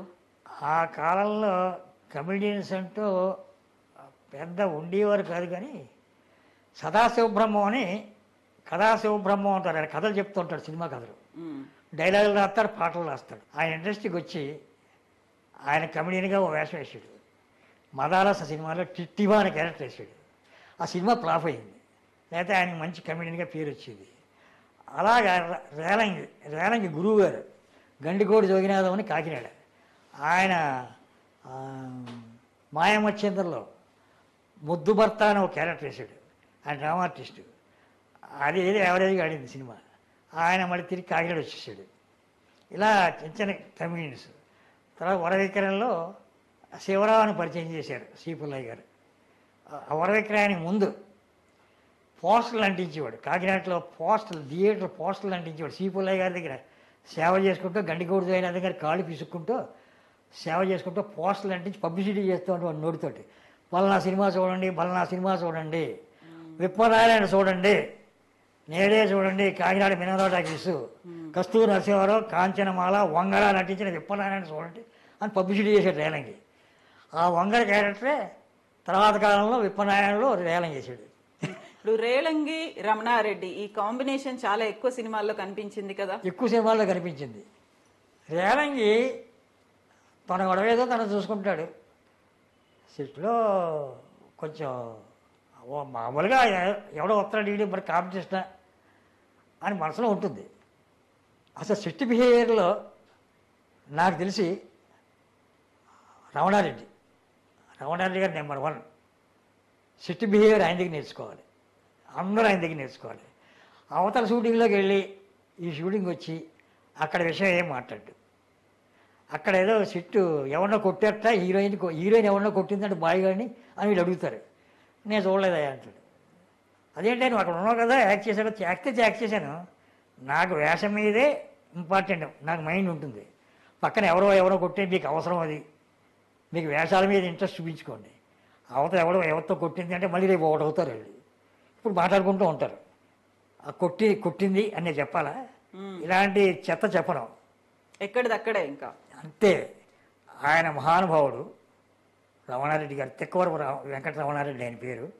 ఆయన దగ్గర బంధువు శంకర్ రెడ్డి, లవకోశ పిక్చర్ తీసిన శంకర్ రెడ్డి. అంతకుముందు మానవతి అనే సినిమా తీశారు. ఆయన లాయరు, కావల్లో లాయరు. ఆయన లాయర్ ప్రాక్టీస్ చేస్తూ సినిమా తీశాడు, మానవతి అనే సినిమా. దానికి రమణారెడ్డికి ఫోన్ చేసి, ఒరే నీకు వేషం ఉందిరా అంటే వచ్చాడు. C H Narayana Rao hero, Jeevalakshmi junior senior engineer heroines, Ramana Reddy villain character, జంగన్ దేవర వేషం. ఆ వేషం ఇచ్చారు. అది ఒక 5-6 సీన్లు ఉంటుంది. హీరోతో ఫైట్ కూడా ఉంది. అప్పుడు రమణారెడ్డి సన్నంగా ఉంటాడు కదా, ఆయన వేషం వేసేసిన తర్వాత వెళ్ళిపోయి శానిటరీ ఇన్స్పెక్టర్గా పనిచేసుకుంటున్నాడు. కుర్రాళ్ళకి టీకాలు వేయడం అవి ఉంటాయి. వాళ్ళకి చాక్లెట్ పెడుతూ ఉంటాడు. తర్వాత ఆయన పని చేసుకుంటూనే మిమిక్రీ కాదు, మ్యాజిక్ నేర్చుకున్నాడు. మ్యాజిక్ నేర్చుకుని మ్యాజిక్ ప్రదర్శన ఇవ్వడం మొదలెట్టాడు. మ్యాజిక్ ప్రదర్శన ఇవ్వడం, పెళ్ళిళ్ళలో గట్రా ఇవ్వడం. దానికి ఒక వారం రోజులు కేటాయించుకుంటాడు. షూటింగ్లు మానేసి వారం రోజులు మ్యాజిక్ కేటాయించుకుంటాడు. ఏవో నెలకి ఏదో మ్యాజిక్లు ఉంటుంటాయి. మొత్తం కేటాయిస్తే షూటింగ్లు పోతాయి కదా. అలాగా ఆయన సెట్ బిహేవియర్లో గొప్ప మనిషి. ఆయన ఆయన అన్న కొడుకే ప్రొడ్యూసరు, కాంగ్రెస్ లీడరు, పేరు మర్చిపోతున్నాను, పెద్ద లీడర్, కాంగ్రెస్ లీడరు. ఇప్పుడు ఇతనండి, ఆయన పేరు చెప్పాలి, నెల్లూరు, తిక్కవరపు సుబ్బరామరెడ్డి. తిక్కవరపు సుబ్బరామరెడ్డి తండ్రికి తమ్ముడే రమణారెడ్డి. తిక్కవరపు సుబ్బరామరెడ్డి తండ్రికి తమ్ముడు. అంటే రమణారెడ్డి తిక్కవరపు సుబ్బరామరెడ్డికి బాబాయ్ అవుతాడు. రమణారెడ్డి వైఫ్ డైరెక్టర్ కోటారెడ్డికి పెద్దమ్మ అవుద్ది. డైరెక్టర్ కోటారెడ్డి మదరు రమణారెడ్డి వైఫ్కి అక్క అవుతుంది. రమణారెడ్డి వైఫ్ కోటారెడ్డికి పెద్దమ్మ. రేలంగి పద్మనాభం వాళ్ళు ఎలా ఉండేవాళ్ళు సినిమాల్లో? పద్మనాభం గారు చిన్నప్పుడే సినిమా ఫీల్డ్కి వచ్చేసి రఘురాయ గారి ఇంట్లో చిన్న కుర్రాడిగా ఉండగానే 8 ఏళ్ళు 7 ఏళ్ళు ఉంటాయి, పారిపోయి వచ్చేసాడు. ఓ సైకిల్ తెచ్చుకున్నాడు, పెడల మీద తొక్కుంటూ కడప దగ్గర ఊరే. పాటలు బాగా పాడతాడు, బ్రహ్మాండంగా పాడతాడు. అప్పుడు కన్నామ్మ గారు కన్నామ్మ దగ్గర కొన్నాళ్ళు ఉన్నాడు. కూడా షూటింగ్కి వచ్చేవాడు. అసిస్టెంట్ కావాలిగా, వీడు వచ్చేవాడు. వేరే స్టూడియో గట్ట కూర్చునేవాడు. ఒరే ఆయన పద్దిగా అంటారు, పద్దిగా ఓ పాట పాడడానికి కన్నామ్మ అంటే చెలియో చెలకో ఇలాంటి పాటలు పాడేవాడు. ఒరే శోభనాథ స్టూడియో పాట పెడుతున్నారంట, గ్రూప్ సాంగ్, నీకు అవకాశం ఇస్తారంటే అందులో ఇతను కూడా శోభనగిరి నిలయా దయామయ అనే శోభనాచల పిక్చర్స్లో ఫస్ట్ టైటిల్ సాంగ్ వస్తుంది. ఆ సాంగ్ అన్ని పిక్చర్లకి వస్తుంది. అందులో పద్మనాభం గారు కూడా గొంతు కలిపాడు. మీరు పాటలు పాడతారా? పాటలు పాడను, ఆటోమేటిక్గా భగవంతుడు పాడిస్తాడు. ఒక పాట పాడతారా ఏదన్నా బాగా నచ్చింది? పాటలుగా పెద్ద ముసలాడు అయిపోయాను కదా. ఓహో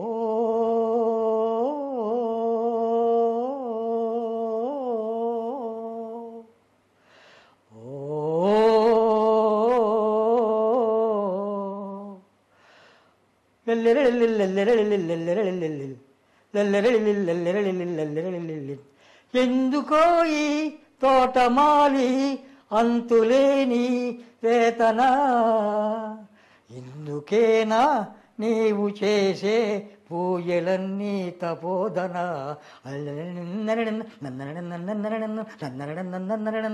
హనుమతి గారు నేను కూర్చొని చాలాసేపు మాట్లాడుకుంటుంటాను, అక్కడే భోజనం చేస్తుంటాను. వాడు పిలిస్తే ఓ రోజు అక్కడే, ఒరే పాట పాడరా, పాట పాడితే మీకు పాపం తలకాయ పొడి వస్తుంది, అమృతాంజన్ తీసుకుని ఇవ్వండి పాడతాను అని జోక్ చేసేవాడిని. ఆవిడే ఇష్టంగా చేసి ఆవిడే వడ్డించి నోట్లు కూడా పెడుతుంది. ఏం పాట పాడేవాళ్ళు భానుమతి గారు? ఏదో భానుమతి ఆవిడ పాటలే సరదాగా అనేది. సరదా నన్ను సరదా కోసం కౌరు చెప్పుకుంటూ ఉంటాం. ఆ పైన రామకృష్ణ గారు మీ మేళం అయిందా ఇంకా అవ్వలేదా, నాకన్నా టీ ఇస్తారా బయట తాగమంటారా అనేవాడు. కింద దిగొచ్చేవాడు, నేను లేచేవాడిని. లేవకరా నన్ను ఏరా అంటది. లేవకరా నీకెందుకు లేస్తావు, నేను లేస్తాలే. అదేంటి అబ్బాయి మా సినిమా గురించి మాట్లాడుకుంటున్నాం, సినిమాల గురించి. సరే సొంత 24 గంటల సినిమాల గురించేనా, ఆ సినిమా వచ్చాడు మనం చేసాడు మాట్లాడుకోవాలి. ఏమయ్యా నువ్వేంటా ఇలా చిక్కుపడిపోయావు? అవునండి ఖైదులో పడిపోయాను నేను ఇంటికి వెళ్ళాలి, నన్ను ఇంటికి పంపించడం బాగుతాడు అనేవాడు. ఇంటికి వెళ్తావా, ఇవాళ ఇక్కడే నీకు భోజనం అనేది. ఆవిడ తిరుపతి అంతా కూడా తీసుకెళ్ళేది. ఇద్దరూ కలిసి పాటలు పాడుకునే వాళ్ళ ఆ టైంలో భానుమతి గారు మీరు? ఇంట్లో ఏదో సరదాగా పాడారు, సరదాగా అయినా సరదాగా పాడమని ఆవిడ పాడమనివ్వండి. ఆవిడేం పాడారు? దజ్జగా నాకు మల్లేశ్వరంలో పాట పాడాలి, మనసున్న మల్లెల మాలలోకి పాడబోతే నేను ఇప్పుడు టిఫిన్ చేయను అనేవాడు. ఊరు తత్తుకొడక అనేది పాడతారా కూర్చుని. మనసున్న మల్లెల మాలలోగినే ఎంత హాయి ఈరే పిలిచేనే,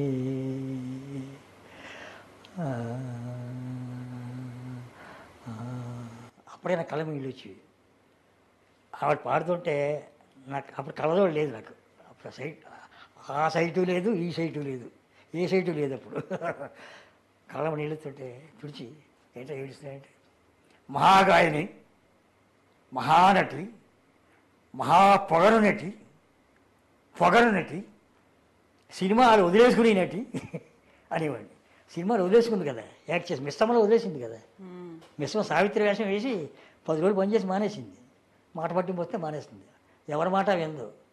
ఆవిడ దగ్గర హీరోలను కూడా లెక్క చేయదు, లెక్క చేయని తత్వం ఉంది. ఆవిడ లెక్క చేయని తత్వమే. ఒకసారి వేషం ఇచ్చింది, అంతా మనం మంచిగా చేసాం, ఇబ్బంది పెట్టింది, ఇలా చేయి అలా చేయి ఇలా చేయని. నేను వేషాల నుంచే పారిపోయాను. నైట్ పట్టుకొచ్చే మళ్ళీ అయిపోయిన తర్వాత మళ్ళీ వేషాలు పెడితే రాదని చెప్పాను. బాబు నేను రా, నీ డైరెక్టర్లో చేయను, నేను నీ డైరెక్టర్ పెద్ద వాళ్ళు చేయాలి, నేను కుదరదు.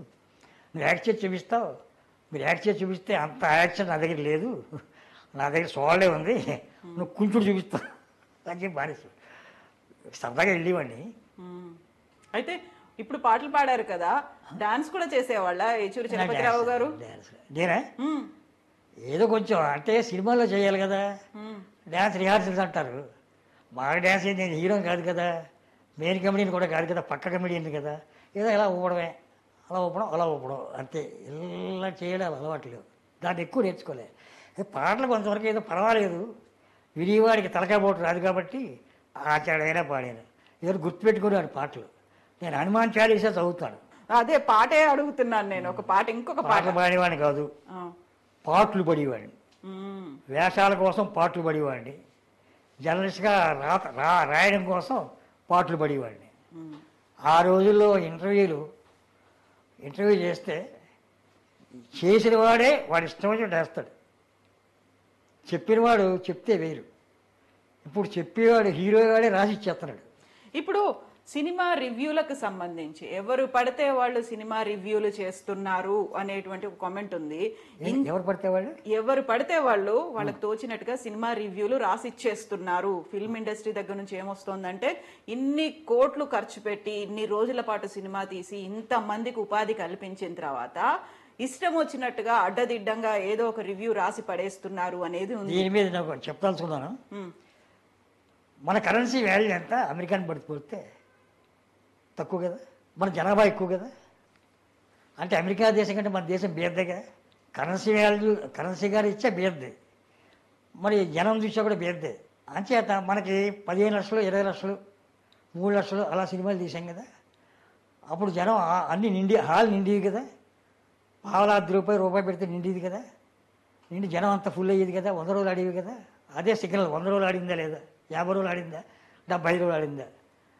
మన జనాన్ని లెక్కేసుకోకుండా, మన కెపాసిటీని దేశ కెపాసిటీని లెక్కేసుకోకుండా, మన జనం ఎంత ఉందో లెక్కేసుకోకుండా, జనం దగ్గర ఎంత డబ్బు ఉందో లెక్కేసుకోకుండా, జనం ఎంత భరించగలడో, పావలా భరిస్తాడా నెలకి, ఇంకొక 10 రూపాయలు భరిస్తాడా అనుకోకుండా 50 రూపాయలు పెట్టేసి, 100 రూపాయలు పెట్టేసి, 150 రూపాయలు పెట్టేసి సినిమాలని అమెరికాలో తీసి, అమెరికాలో మన పార్కులలాగా ఉంటుంది, అక్కడ తీసేసి వేలంపాట వేసేసి అమెరికాకి ఎంత కమ్మాం, దీనికి ఎంత కమ్మాం, నేను గొప్ప డైరెక్టర్ని, నాది ఎంత కమ్మింది.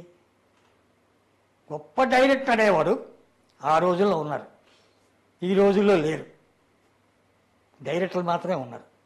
గొప్ప డైరెక్టర్ అనేవాడు సెట్కి వచ్చిన తర్వాత సీన్లు తీసిన, ఫైట్లు తీసిన, సాంగులు తీసిన డైరెక్టర్ ఉంటాడు. ఇప్పుడు ఉంటున్నారా? సీన్లు తీసి ఆ డైరెక్టర్ పక్క తప్పుకుంటాడు, డాన్స్ మాస్టర్ వస్తాడు, ఆడు చేస్తాడు. అప్పుడు డాన్స్ మాస్టర్ ఉన్నా కూడా డైరెక్టర్ ఉంటాడు. మాస్టరు ఇలా ఇద్దరికి చేతులు కలపండి ఆ షాట్ పెట్టి అని డైరెక్టర్ సలహా ఇచ్చేవాడు. డాన్స్ మాస్టర్ ఆ సలహా ప్రకారం చేసేవాడు.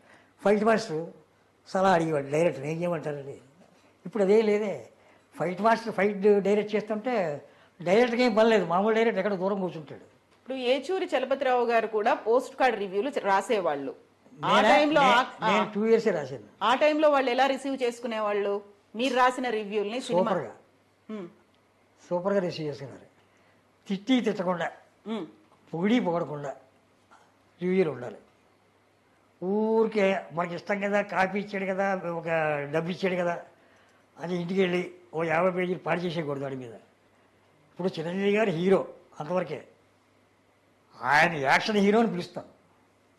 నా దృష్టిలో యాక్షన్ హీరోయే ఆయన, అంతే కదా. రామారావు అయితే డైలాగ్ హీరో, నాగేశ్వరరావు గారు డైలాగ్ హీరో. యాక్షన్ హీరోలు, డైలాగ్ హీరోలు, లవ్ సాంగ్స్ చేసి హీరోలు, రకరకాల వాళ్ళు ఉంటారు ఇండస్ట్రీలో. అందరు హీరోలే. ప్రొడ్యూసర్ వచ్చేసి యాక్షన్ హీరోని పుసుక్కుని పెద్ద డైలాగులు ఉన్న హీరోగా బుక్ చేయడు. అందులో 5-6 ఫైట్లు ఉంటే ఆ ఫైట్లకి బుక్ చేస్తాడు, డైలాగులు ఉంటాయి, హీరోగా బుక్ చేస్తాడు. అంత మాత్రాన్ని నేను ఎక్కువ రేటు తీసుకుంటున్నాను కాబట్టి నేనే గొప్ప హీరోని, మిగతా వాళ్ళంతా పక్కనే అనుకుంటే కుదరదు. Ramarao action hero, dialogue hero, romantic hero అన్నీ ఉన్నాయి రామారావు గారిలో. నాగేశ్వరరావు రొమాంటిక్ హీరో, నవలానాయకుడిగా ఆయనకు ఉంది. నాగేశ్వర గారి టైపే శోభన్ బాబు గారు, కృష్ణ గారు రామారావు గారి టైపు, శోభన్ బాబు గారు నాగేశ్వర గారి టైపు. అలా లాక్కొచ్చారు. మిగతా ఇప్పుడు చంద్రమోహన్ ఉన్నాడు, అందరికంటే డ్యాన్స్ బాగా చేస్తాడు. నాగేశ్వర గారు చంద్రమోహన్ డ్యాన్స్ బాగా చేస్తారు. అతను డ్యాన్సులు చేయడం వాళ్ళకి మించిన వాళ్ళు లేరు. అలా ఒక్కొక్కడిలో ఒకటి ఉంటుంది. ఇప్పుడు వచ్చినవాడు ఆడ హీరో గారు వస్తున్నారంటే లేచి ఇక్కడనే, అక్కడ ఆడ గుమ్మంలో ఉండగా ఇక్కడ లేచి కూర్చుంటున్నాడు. ఆడ యాక్షన్ హీరో వస్తున్నాడు, నమస్కారం పెడతాం. సినిమాలో డైలాగులు తక్కువ ఉంటాయి కదా. ఇదివరకు ఓ 70 పేజీలో 40 పేజీలో ఉండేవి, ఇప్పుడు 10 పేజీలకు వచ్చేసింది. డైలాగ్ లేదు కదా ఇప్పుడు.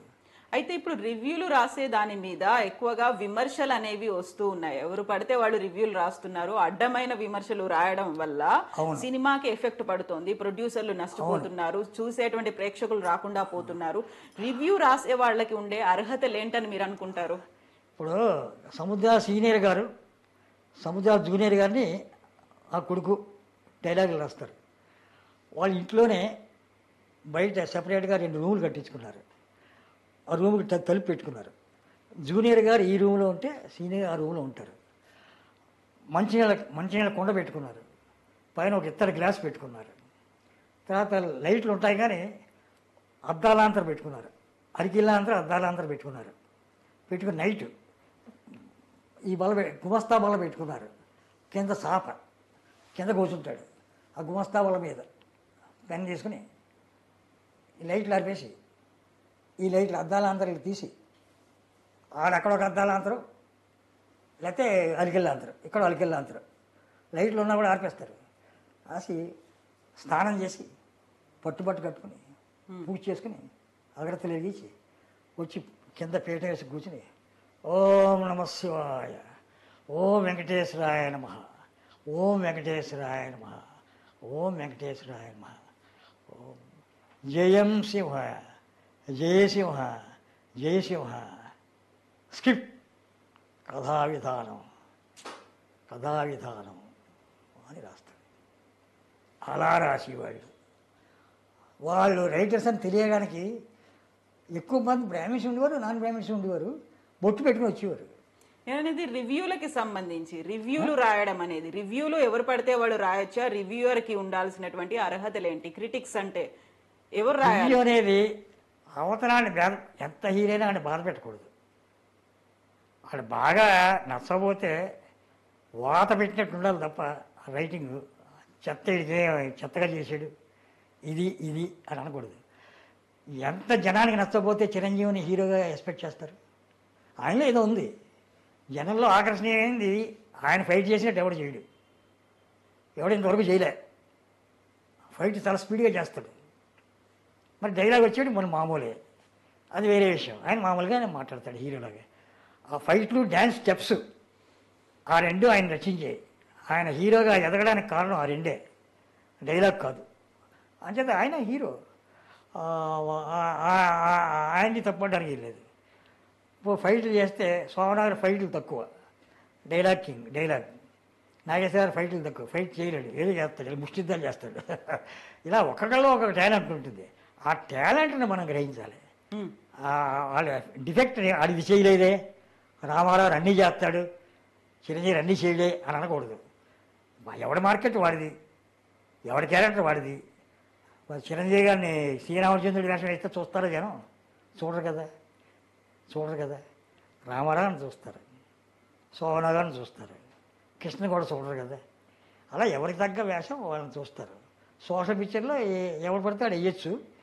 ఫైట్లు ఎక్కువ ఉన్నాయంటే పెద్ద స్టార్ వాల్యూ పిక్చర్ తీస్తున్నానంటే రామారావుని పెట్టుకు తీస్తారు.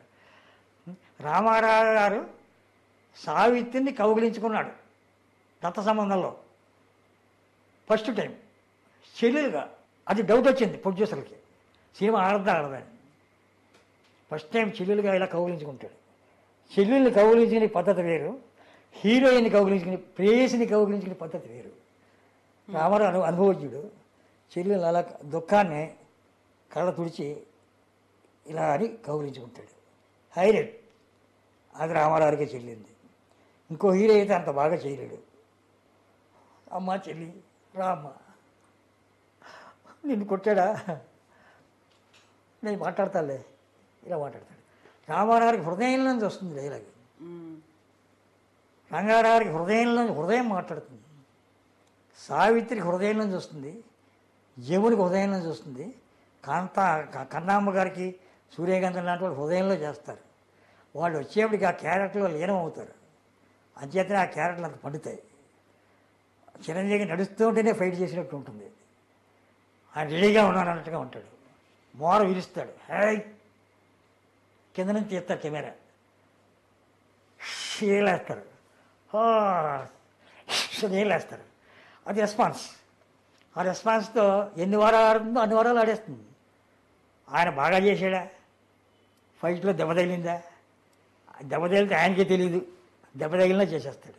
ఇప్పుడు రివ్యూ ఎలా రాసినా దాన్ని తీసుకోవాలంటారా? ఫిల్మ్ ఇండస్ట్రీలో ఎలా ఉన్నప్పటికీ, రివ్యూలు ఎలా ఉన్నప్పటికీ కూడా దాన్ని తీసుకోవాలా, వదిలేయాలా? రాసేవాడు మంచి జర్నలిజం తెలిస్తే, జర్నలిస్ట్ ఎంతవరకు కళానికి ఎంతవరకు లిమిట్ ఉంటుంది.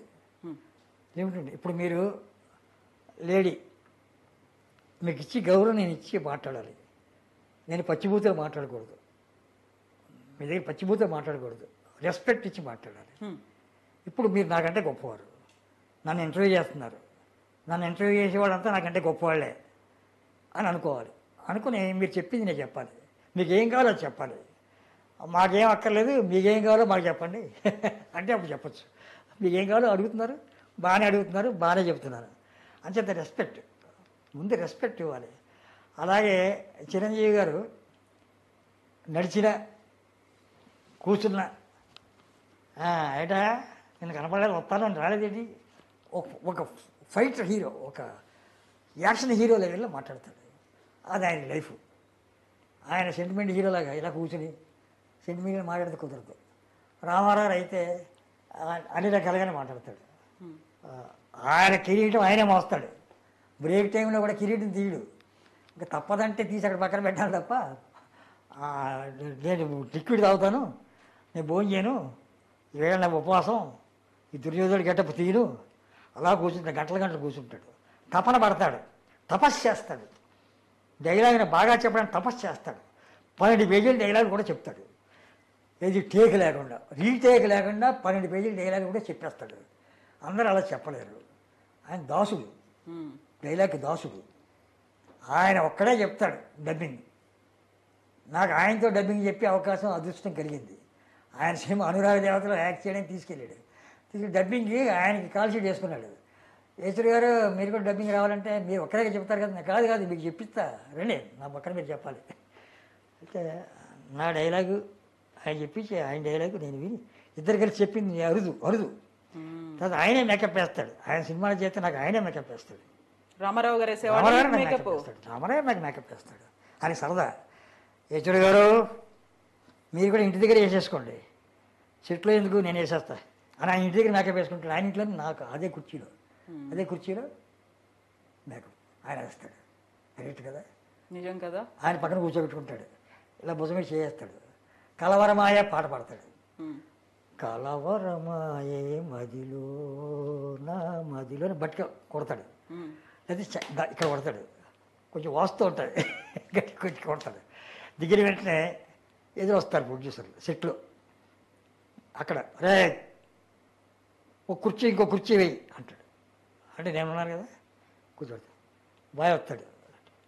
వేశ్వరుడు గారు ఏం చేస్తారు టిఫిన్, మీరు ఏం చేస్తే అది మీకు ఇష్టమైంది తినండి, మీకు ఏది ఇష్టమైతే అది నాకు ఇష్టం. నాకు ఎన్టీ రామారావు ఇష్టం, ఎన్టీ రామారావు తిండి ఇష్టం, ఎన్టీ రామారావు ప్రాణం అంటే ఇష్టం, ఎన్టీ రామారావు గాలి అంటే ఇష్టం, ఎన్టీ రామారావు నాకు పట్టుకుంటే ఇష్టం.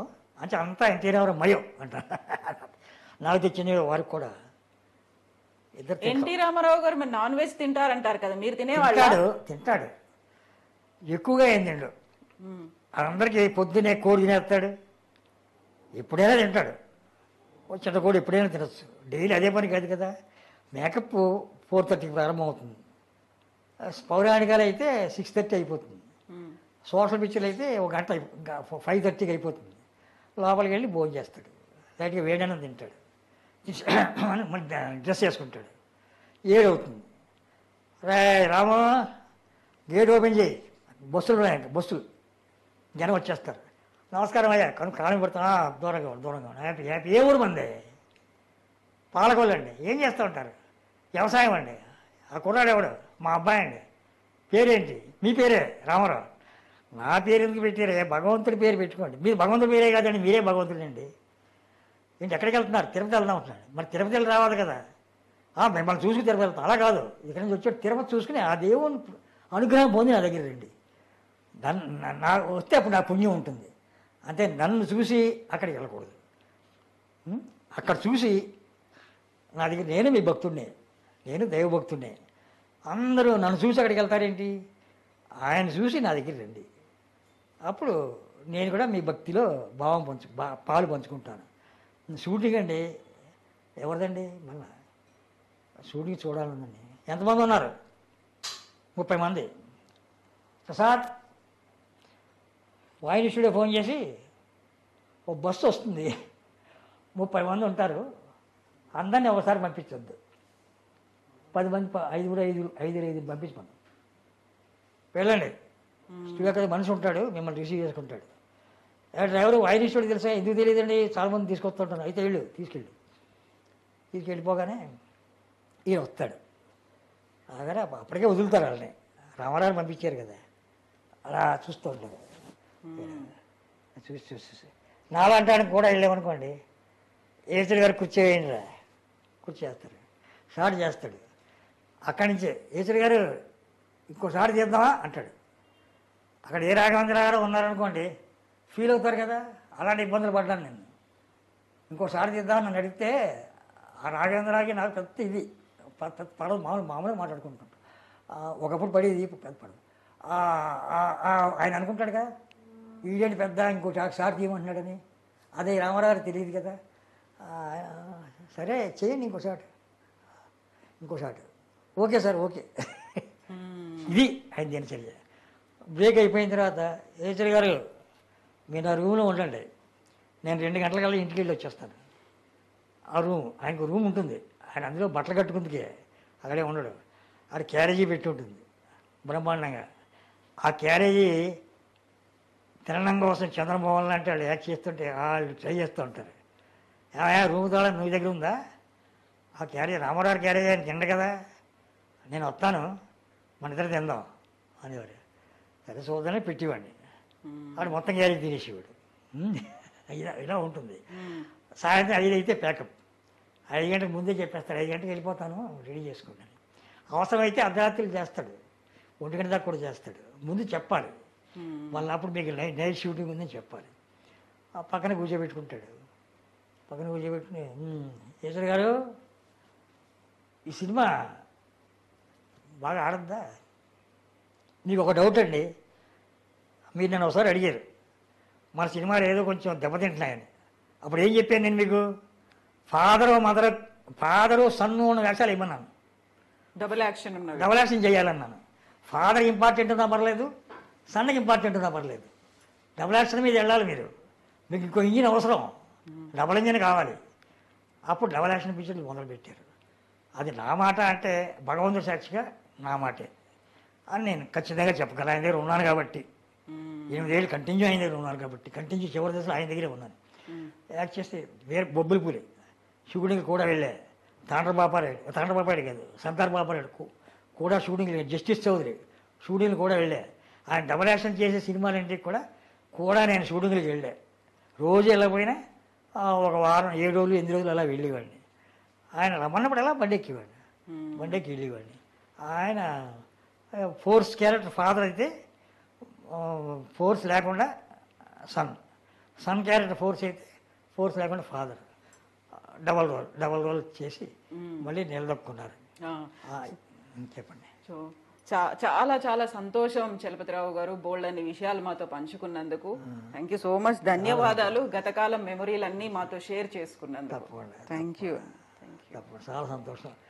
అభిమాన ప్రేక్షకులందరికీ చాలా సంతోషం, వీక్షకులకి ప్రేక్షకులకి థ్యాంక్ యూ అండి.